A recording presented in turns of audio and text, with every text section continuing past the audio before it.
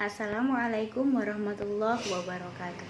Alhamdulillahirabbil alamin wa bihi nasta'inu ala umurid dunya waddin wassalatu wassalamu ala asrofil anbiya'i wal mursalin sayyidina wa maulana Muhammadin wa ala alihi wa sahbihi ajma'in amma ba'd. Yang terhormat Bapak Abdul Irsyad Adim dan teman-teman sekalian yang menyaksikan video saya pada kali ini.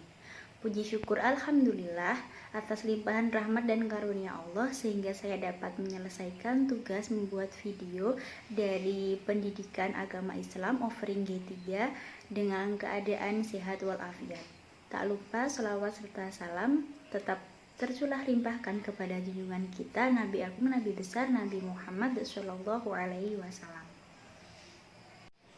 Sebelumnya, izinkan saya memperkenalkan diri. Di sini saya Talita Raisari Suara dengan NIM 20035161569 dari Pendidikan Agama Islam offering G3 ingin sedikit menjelaskan tentang membangun peradaban dengan ilmu. Kali ini saya akan membahas mengenai ilmu dan peranannya dalam sebuah peradaban. Ilmu berasal dari kata alima, ada 3 huruf. Yang pertama ain, lam, dan mim. Ain menurut para ulama klasik berarti ailiyin yang berarti tinggi dan mulia. Kemudian lam berasal dari kata latif yang berarti lembut dan mim berasal dari malakun yang berarti menguasai. Maka ilmu jika diartikan secara harfiah yaitu yang pertama iliyun berarti orang yang punya ilmu mempunyai derajat yang mulia. Kemudian yang kedua latifun yaitu orang yang berilmu adalah orang yang bijaksana, dan yang terakhir malkum yaitu orang yang berilmu adalah orang yang mampu menguasai segalanya. Oleh karena itu, para ulama terdahulu adalah orang-orang yang berilmu sehingga derajatnya diangkat oleh Allah Subhanahu wa taala. Para ulama terdahulu mengawali sebuah karirnya dari ilmu pengetahuan, mulai dari ilmu agama seperti ilmu hadis, tafsir, fikih, bahkan sampai linguistik.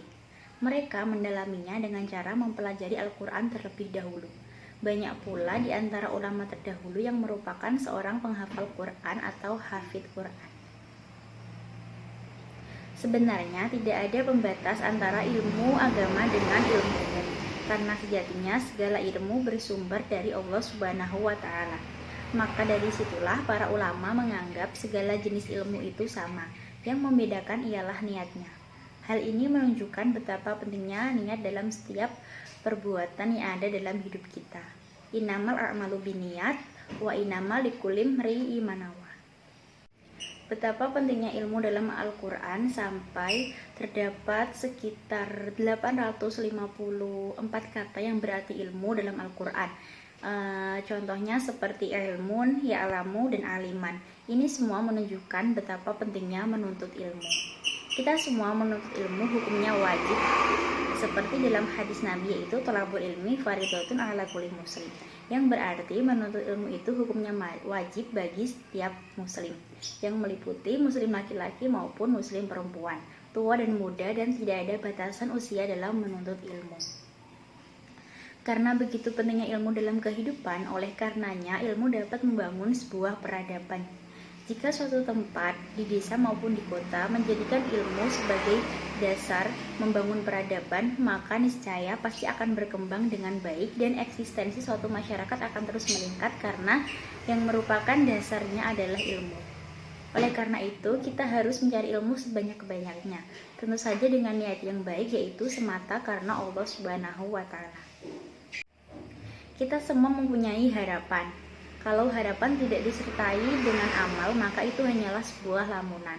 Untuk itu, jika kita ingin membangun sebuah peradaban, maka kita harus berusaha untuk mendapatkan ilmu. Kembali kepada ilmu.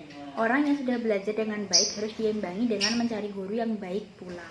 Pada zaman sekarang ini, sering dijumpai guru yang menyesatkan murid-muridnya.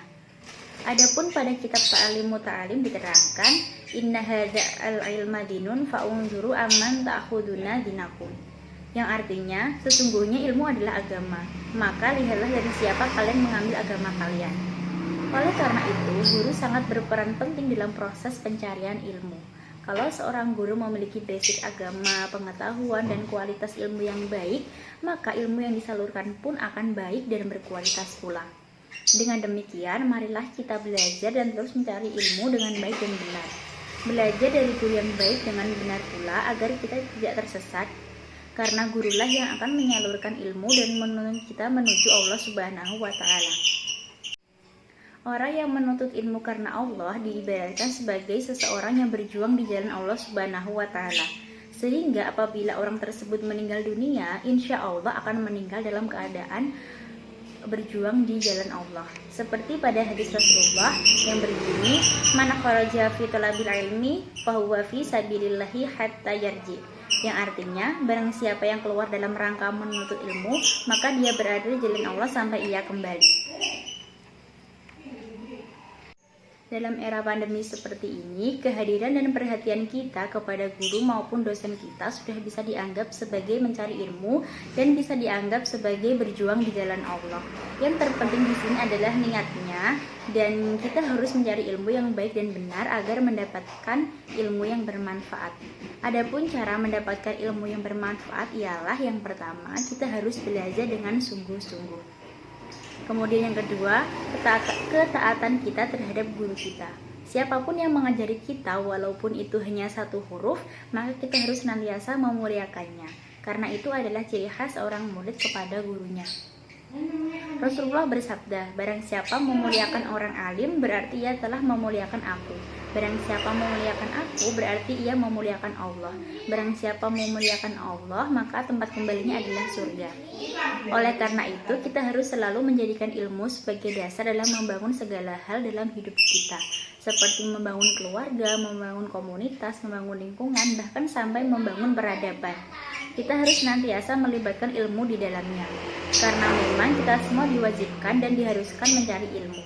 Tak peduli seberapa jauh dan sulitnya, kita harus tetap berusaha mencari ilmu.